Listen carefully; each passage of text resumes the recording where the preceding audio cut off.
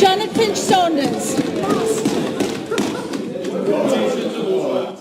Diolch Newydd, and back to my lovely constituency of Aberconwy, and thank you for making reference to junctions 15 and 16 on the A55 and the removal of the roundabouts. Those works have been long promised by this Welsh Government, so it's understandable that now with Carillion having gone into liquidation, that many of my constituents are asking me what's going to happen where those works are concerned.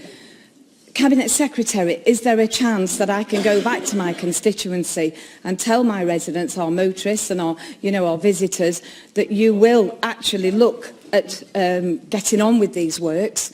And maybe, why don't we look towards more local procurement?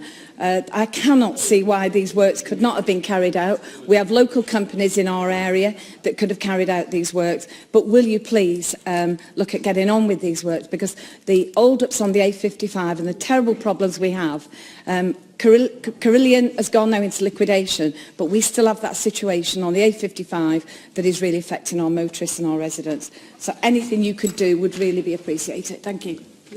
Well, I fully appreciate the points that Janet Finch-Saunders has made. Carillion was contracted in the design phase only so far of the junctions 15 and 16 of the A55, and there would have been about 12 months of that design work still to go.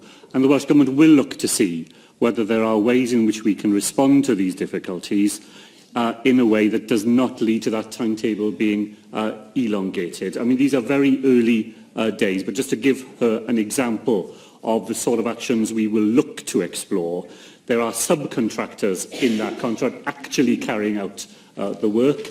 Maybe it will be possible for one of those subcontractors to become the main contractor to carry on that work and to complete the important developments at that junction, which I know matter to her constituents and to others who use that part of the A55 without further delay. Llywydd, I ought to apologise to Russell George for failing to have answered the first part of his question. If I could very briefly say to him, there are two other contracts that we have. There is the contract at the Llandewi-Brefi section of the A40, where the design phase is more or less complete, and where we will now have to think about how we take forward the second phase of a three-phase contract.